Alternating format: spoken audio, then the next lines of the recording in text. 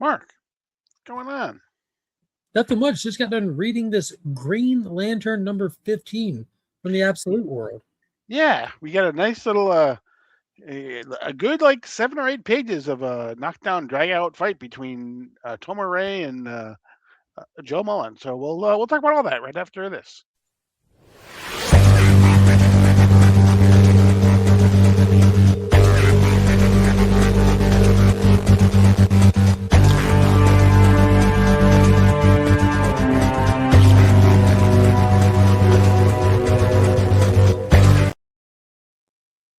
Before we get started, don't forget to hit the like button, hit the subscribe button, make sure you hit the notification bell so that whenever we upload new content, and leave us a comment. Let us know how we're doing. Let us know if you're reading any of the Absolute titles, especially the Absolute Green Lantern, because that's one that we're going to be talking about today. But I know lots of people are reading it, or lots of people are reading the Absolute titles in general. Yeah, let us know how we're doing. So, Absolute Green Lantern number 15. Um, Can't believe we're already 15 months into this. But That's wild. yeah, out of the 15 issues, I think probably 12 have started with a black page, probably a first page. Maybe Um, all of them. yeah, exactly. Yeah, Or maybe. Yeah. you want me to Um, set the stage, Paul? Go ahead, set the stage. For those who came in late, we start this story with our faithful heroes, Joe Mullen, John Stewart, and a few other rapscallions cast into the hurling space while this new alien that just showed up on Earth called Tomar Ray, he's after the giant obelisk, the Green Lantern that crash landed at the beginning of this. We found out that it's not only just a giant obelisk, it's a weapon that can be used. And what powers this weapon? It turns out people. You can use the energy of people to use it to charge up and shoot it at your foe. And in this case, the foe is Mogo, the giant living planet that's a black star in this universe, is making its way to Earth. Tomar wants to stop it because he's the sole survivor of his planet that was victimized by Mogo previously, and he's trying to stop Mogo before Earth is the victim, leaving our heroes the impossible question: is 1,000 voluntary lives worth saving 1,000,000,000 lives? That's where we Right, start with that. because we learned that the bullets that they're going to be using from this Green Lantern is basically Evergreen, the city of Evergreen, Yeah, the and all of the people. inhabitants uh, Yeah. from Evergreen. Um, and after all this starts, though, we as this is happening, the Dark Stars show up as well. Yeah, their job is to snuff out all the lanterns across the galaxy. So now our heroes are getting split in two different directions. Tomorrow Ray, who wants to use them as the power source for this weapon, and the Dark Stars that just wants to snuff them all out. Correct. Yeah, And John so, Stewart and Guy Gardner fighting the Black Stars. Joe facing off with Tomar. Enter issue 15. yes, and we get the first fight where we basically see John Stewart is basically sitting there, kind of just floating in his little yeah, exactly, his little what's the word I'm thinking of? What's the Aura. yeah. While the Red Lantern, or one of the Red Lanterns, Guy Gardner, is basically doing all the fighting of the Dark Stars. And you got Hal with his Right. newfound Star Sapphire color. He's like, "What do? I don't know what Yeah. this color is. How does it work?"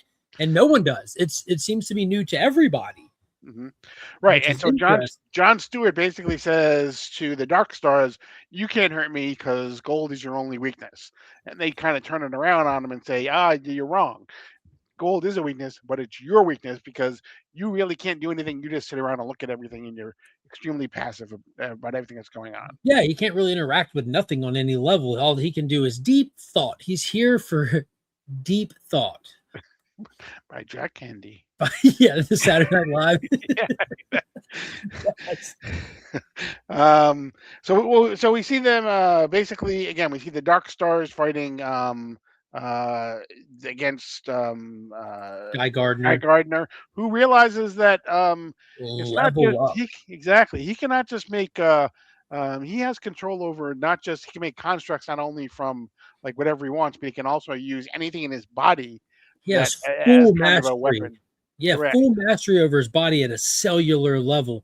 And this is almost like the absolute version of a Guy Gardner we've seen in the past. Yeah, exactly. Warrior. It's just kind of like Warrior, Mhm. right? Yeah, he Um, goes organic weapon Guy Gardner on him. and his innards come outer and form a weapon and shoots them with because stomach acid of there all is things. acid in your stomach. Exactly. Exactly. So they're talking. You know, he shoots the acid at him. They kind of that chases off the dark stars. Oh, hold on a second. Let me. Yeah, yeah, it's pretty cool panel watching this nasty, soupy guts come out, then blast them in the face, and they fly off. And Hal reacts to seeing what just happened with his stomach, like, "Oh my god!" What a great panel. And that immediately switches us to the fight between where we ended up at the end of the last issue, which was Joe Mullen against Tomare. Yeah, Joe throwing them hands. Bow. Exactly. She has a couple of fist constructs, basically, you know, trying to punch the heck out of Tomare. Um, he puts himself in a box and declares a stalemate because she can't get to him while he's in the box. And then he puts her in a box, a prison, an inescapable prison. The whole time they're fighting, they are having the conversation that I mentioned. Like you have to understand what's coming. Mogo will destroy your world. I understand this is a lot. I understand this is a difficult choice, but know what this thing does, know what it's done, and know what it's going to do to your planet. Do you want to lose everybody on that planet? You have to make these calls. And Joe's on that. There's got to be another way. There has to. We have to find another way. Tamar doesn't see another way. Joe refuses to believe there's not. Right, and then we got another interesting wrinkle on exactly what the lanterns can do, in that they can not only make solid constructs, but they can make mental constructs. And so he basically puts Joe into this mental maze that he creates, and so she is basically trying to find herself out of the maze. And so she finds herself out of the maze, and he just keeps saying, you know, she's constantly fighting for everything, and then, you know, he basically says, you know, everything that you've said to me doesn't change anything that I've said to you. So you know, basically, you have to decide what it is you want to do. And so as they're fighting, it then becomes clear to us anyway that Joe was just kind of playing around with him and getting him to basically kind of do that the villain monologue to say, you know, say everything exactly what his plans are, so that they can just then be taken down. But she basically says that, you know what, you may have gone to your limits, you may have determined what your limits are. I don't have that problem, because I And don't this know is what my where limits are. this is where she levels up. Yeah, exactly. In the midst of this conversation, she just kind of goes full on green. Like, I don't mean like green glow. She becomes the color green, like where you can see through her, and she just walks out of his mental traps, out of the shackles, out of the box, and she becomes large. Like she says, I haven't learned how to control these powers, so I don't know what their limits are, and I can be as big as I want. And now he's just this little tiny thing in front of her face. She puts her hand out. He's just in the speck of it. She says, I don't have to be solid. You think I have one size? Like I have no limits. And she just puts him in a cage in her hand. And she said, your box, a way to block those mental blocks of yours, I think it suits you. And just holds him in a little canary cage. Exactly. But it was kind of epic how big she went, like cosmic level entity almost. That's pretty wild. Exactly. You know, to your point, that's a whole different level than we've seen any Green Lantern so far, or any Lantern anywhere so far. But as they're fighting and they're talking, and again, you know, he is still, even though he's captured, he basically is saying, you know what, everything you say may be true, but you haven't basically denied anything that I've said either. Basically. Yeah, it hasn't changed anything. Mogo's still coming. Right. And does he show up? Right then. Everyone's still fighting, like, you know what? It's not even that he's still coming. He's here. Right. Exactly. And he brought a friend. Oh, he just pulls up on him. He's massive. Mm-hmm. He's huge. He's not that star. That star is on him. He's taking up the whole view there. But he pulls up, and we kind of find out that we hear him talk. He says, Tomars, you are anomalies, abominations marked for death on the orders of the controller of Mu. Learn his name. and learn your sentence. Sin, the absence. S, the essence of each sentient being. Tro, to attain freedom. Sinestro, learn the meaning. It means no one escapes. You turn the page, and we have Sinestro here, who we saw earlier, now suited up, and it looks like he's holding something very interesting here. Yeah, I mean, in some ways, it looks like a Deathstroke mask, but obviously, it's not. Yeah, And it's going to go on here, right? yeah, that's what I'm thinking. It's like they're somehow connecting, I think, Sinestro to the Manhunters, because no one escapes is basically that's the Manhunters mantra, right? No one escapes the Manhunters. So And he's like in so, control of all the Dark Stars, and he's rolling yeah, up with Mogo. And not going to be yo, pretty. Not going to pretty be pretty. wicked. It is pretty wicked. But yeah, I think he's going to end up. I mean, like I said, his suit kind of, and if he puts the mask on, even more so, where because it's the blue, which is what the blue Manhunter mask was as well. Mhm. And so if he's somehow in control of the Manhunters, um, that's gonna spell some trouble for everyone, I think. I think so. Yeah, exactly. Um, Al Ewing just continues to create and go off in different directions with everything, and it's in some ways it can be overwhelming because you're basically anything that you knew about before in a lot of ways, other than the names of particular things, is totally different here. You know, in some of the other ones, you can at least kind of make through lines to what their regular DC universe thing is, but Not there. here, although he's using the names of different things, they're not in any way related. They're totally different to everything.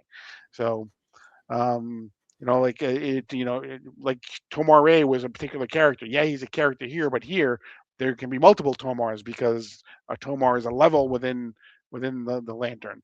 Um, so yeah, so it's a little bit of a learning curve. If you're not willing to to put the time in to do the learning curve, you may not be getting as much out of it as hopefully you are, because it is Yeah, worth it, I think.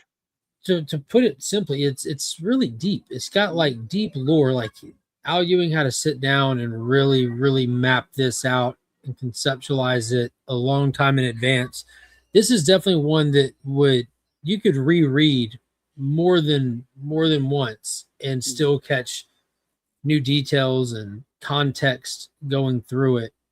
Because it's an entire hierarchy of like cosmic civilization that he has in his head that we're having to learn along the way. And I'll be honest with you, like think about it, I don't know if he's doing like the greatest job of conveying it Mhm. because it's just kind of being thrown into the deep end, and some of it's just it's hard to pick up some of it. I'm not even gonna lie. It's just it takes some time slowing down. And like I was telling Paul before this, I just want to make a grid with like the different colors Mhm. and the different levels, like you said, like the Abin, the Tomar, the Rao, because there was an issue, and no knock on Al Ewing. He put it in here. There was an issue where they literally explained the color and the level, but we haven't had any kind of story narrative that kind of flushed any one of those out to make it stand out as necessarily memorable.